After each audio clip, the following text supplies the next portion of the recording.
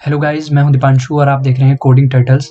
हमने अपनी डीएसए की सीरीज़ में प्रीवियस वीडियो में मैंने आपके साथ डिस्कस किया था कि कैसे हम एक स्ट्रक्चर को मॉडिफाई कर सकते हैं using various types of parameter passing in various types of function. हमने 3 फंक्शन यूज़ किए थे लास्ट टाइम, आप स्क्रीन पर देख सकते हैं। मैंने एक सबसे पहला फंक्शन यूज़ किया था इनिशियलाइज फंक्शन, जो कि हमारे स्ट्रक्चर को इनिशियलाइज करने में हमारी हेल्प कर रहा था। फिर हमने दूसरा फंक्शन यूज़ किया था एरिया फंक्शन, जो कि हमारा जो स्ट्रक्चर था रेक्टेंगल टाइप का, वो हमारे पास जो एरिया फंक्शन है वो उस रेक्टेंगल का एरिया हमें निकाल कर दे रहा था। और जो हमारे पास थर्ड फंक्शन था चेंज लेंथ फंक्शन, इसमें हमने क्या किया था, पास बाय एड्रेस की हेल्प से हमने एक लेंथ को, हमारे पास यहाँ पर लेंथ को चेंज किया था, हमारे रेक्टेंगल की लेंथ जो थी ओरिजिनल।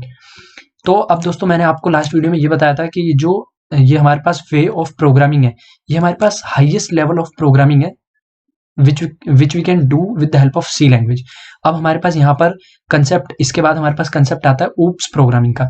तो अब इस वीडियो में मैं आप लोगों को दिखाऊंगा कि जो हमने प्रीवियस वीडियो में स्ट्रक्चर और फंक्शंस की हेल्प से किया था, वो काम मैं यहाँ पर आपको क्लास की हेल्प से करके दिखाऊंगा। और हम क्या कर रहे होंगे यहाँ पर कि एग्जैक्टली वही प्रोग्राम जो हमारा जो लास्ट वीडियो में था, उसी प्रोग्राम को सेम टू सेम उसी प्रोग्राम को हम यहाँ पर क्लास में कन्वर्ट कर रहे होंगे। तो चलिए दोस्तों शुरू करते हैं।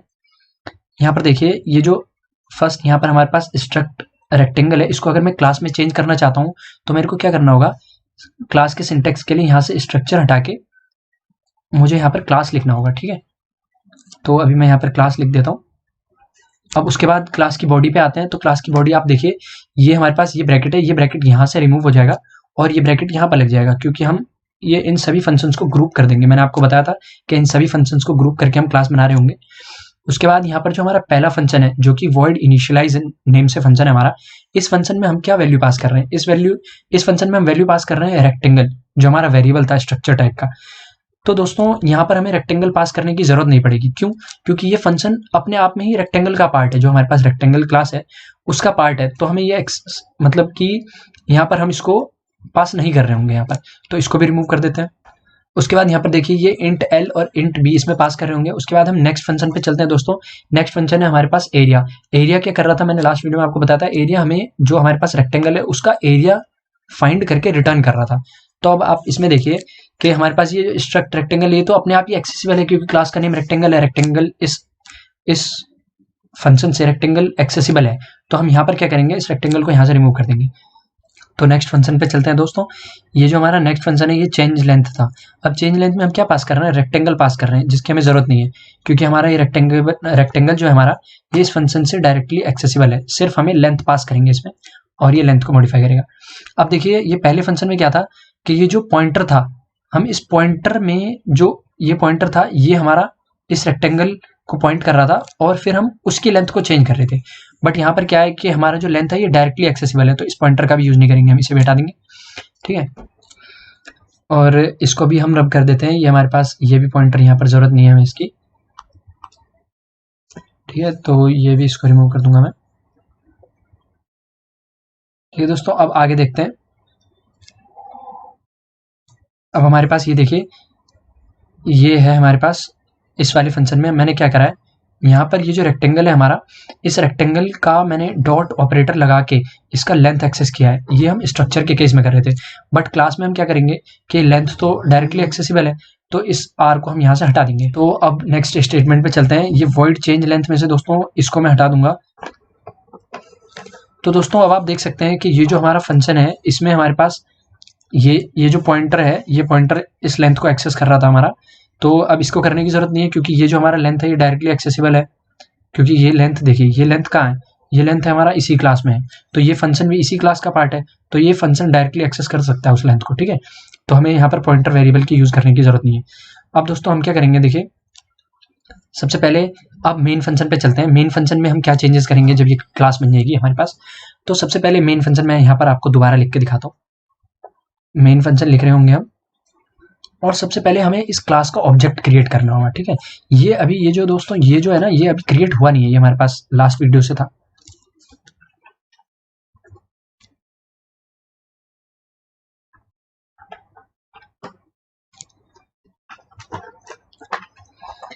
दोस्तों हम मेन फंक्शन लिखेंगे। उसके बाद मेन फंक्शन में दोस्तों हम क्या करेंगे, मेन फंक्शन में हमारे पास जो क्लास बनी हुई है उसका ऑब्जेक्ट क्रिएट करेंगे। तो क्लास का ऑब्जेक्ट कैसे क्रिएट करते हैं, देखिए क्लास का ऑब्जेक्ट क्रिएट करते हैं, क्लास का नाम, ठीक है, और क्लास का नाम और उसके आगे लिख देते हैं जो भी आपका वेरिएबल नेम डालना हो, मैंने ऑब्जेक्ट लिख दिया। अब दोस्तों इसकी हेल्प से मैं क्या कर सकता हूँ, इस ऑब्जेक्ट की हेल्प से ये जितने भी मेंबर फंक्शन है इस क्लास के, इनको हम मेंबर फंक्शन बोलते हैं।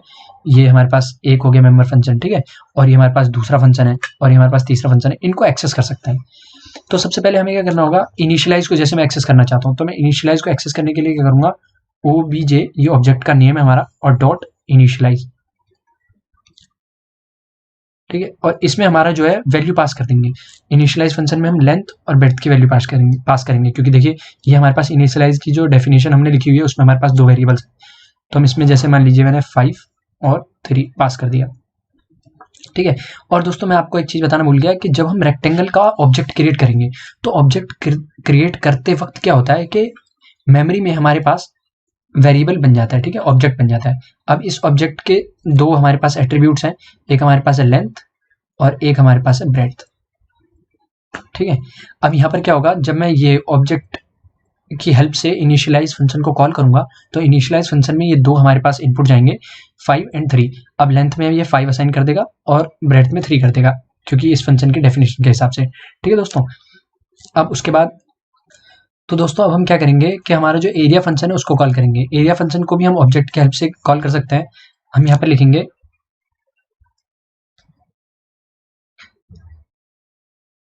लिखेंगे obj डॉट एरिया, और दोस्तों इसमें कोई भी पैरामीटर पास करने की जरूरत नहीं है, ये हमें एक रिटर्न कर देगा वैल्यू। अब इस वैल्यू को आप कहीं स्टोर करना चाहते हैं तो आप स्टोर भी कर लीजिए, लाइक आंसर नाम का एक वेरिएबल बना लिया हमने और इसमें हम स्टोर करना है, इसको आप प्रिंट कर लीजिए, जो भी आपकी इच्छा हो करिए।